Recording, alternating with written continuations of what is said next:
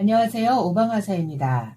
생각보다 온라인 쇼핑몰 셀링 관련 채널에 부동산 경매 관련 영상을 올리니 관심들이 좀 많으신 것 같으네요. 또 저와 같이 온라인 쇼핑몰 셀러이면서 부동산 경매하시는 대표님들도 계시네요. 댓글을 보니. 당연히 온라인 쇼핑몰 셀링 관련 정보들은 꾸준히 올릴 건데요. 관심 있으신 분들이 많으니 탄력받게 경매 2탄 올려봅니다.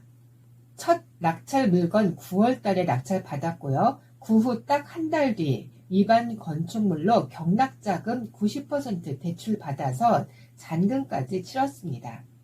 처음 경매 시작할 때는 자본을 늘리기 위해 낙찰 받으면 단기 매도를 하려고 했었는데요.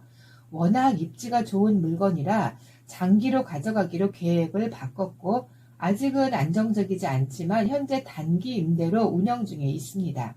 현재 한 달, 단기 임대 시장에서는 나름 장기 임대, 게스트가 머물러 있는 상태이고요. 공실 없이 운영이 된다면 수익이 대출이자 제하고도 대출이자 대비 100% 정도 남고요. 단기 임대는 보통 주 단위 월세 개념입니다. 2주만 운영하고 2주는 공실이다 라고 하더라도 대출이자는 충당되는 거라서 이자에 대한 부담감은 없답니다. 지하철역과의 거리가 초역세권이라서 단기 임대로 운영하기에 좋은 조건이니까 가능한 거고요.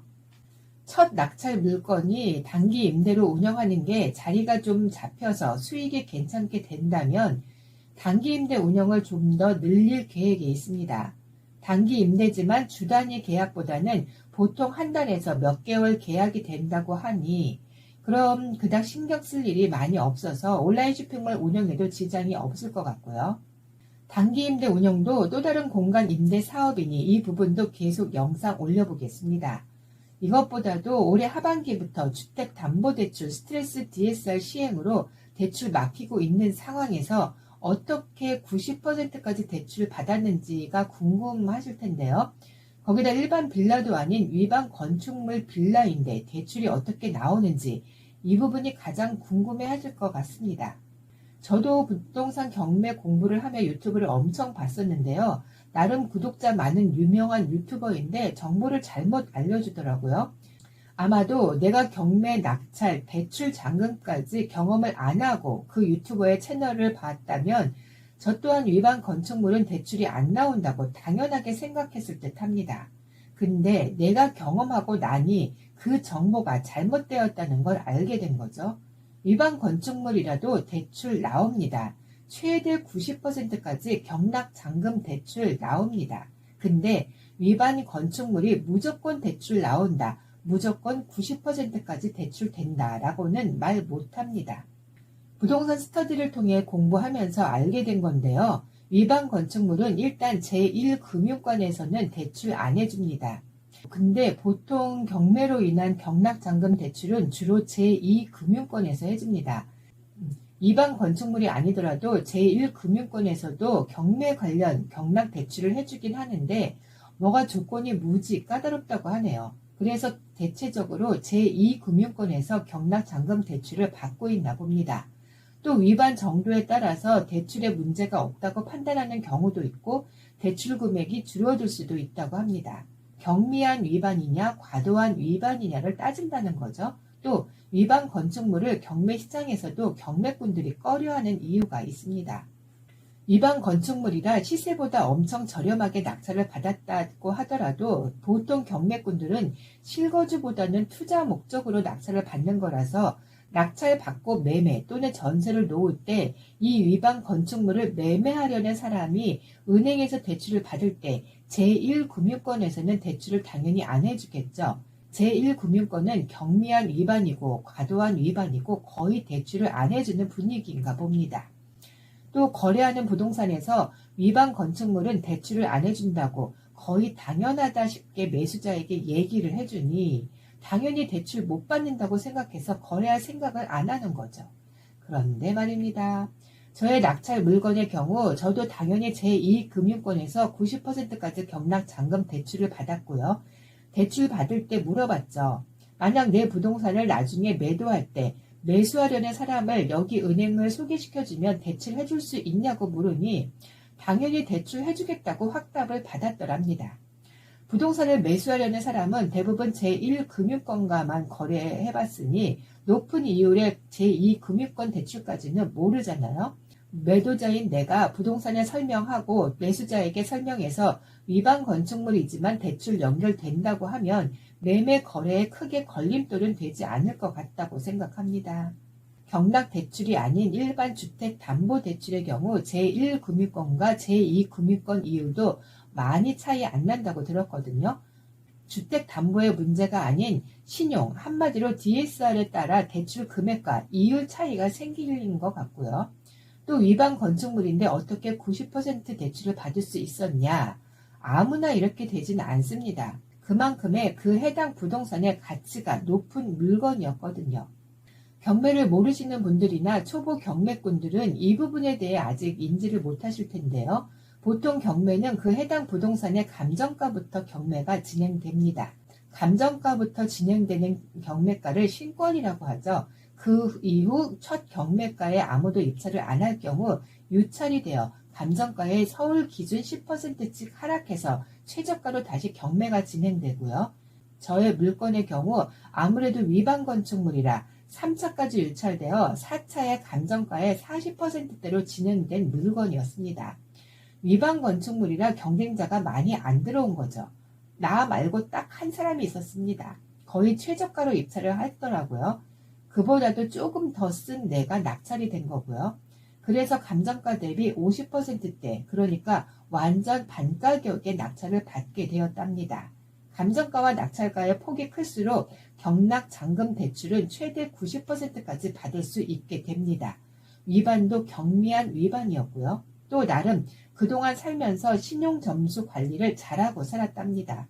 뭐 연체된 거 없고 다른 대출은 전혀 없었고요.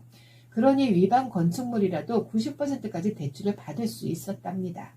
첫 낙찰 후 저의 블로그에 이와 관련 포스팅을 했었는데요. 많은 분들이 질문을 주셨는데 거의 다 대출 어떻게 90%를 받았냐, 어디서 받았는지 소개 좀 해달라는 질문이 대부분이었습니다. 이렇게 물어보는 분들 중 생각보다 많은 분들이 학원을 통해서 경매를 배운 게 아니라 혼자 독학으로 경매를 낙찰받고 계시더라고요. 근데 참 용감한 건지 무모한 건지 일단 낙찰을 받고 나서 그 다음 대출 때문에 여기저기 알아보러 다니다 저의 블로그 포스팅 글을 보시게 된 것 같더라고요. 최근 댓글 중 낙찰은 받았는데 대항력 없는 후순위 임차인이 있는데 은행에서 임차인이 있어서 대출이 안 된다고 했다고 어떻게 해야 하냐고 저한테 문의글을 주셨는데요. 참 저의 영상을 보시는 분들은 경매에 대해 잘 모르는 분들이 많으실 테니 대항력이 뭔지 후순위 임차인이 뭔지를 모르시겠죠. 그냥 단순하게 보증금을 다 못 받고 쫓겨나는 임차인 또는 보증금 중 일부만 받고 나가게 되는 임차인이라고 보시면 됩니다. 임차인이 있지만 대항력 없는 후순위 임차인의 경우 대출에 전혀 문제가 없습니다. 근데 은행에서 임차인 때문에 대출이 안 된다고 했다길래 이분한테 혹시 동네 은행에 가서 경락잔금 대출 상담하셨냐고 물어보니 그렇다고 하시더라고요.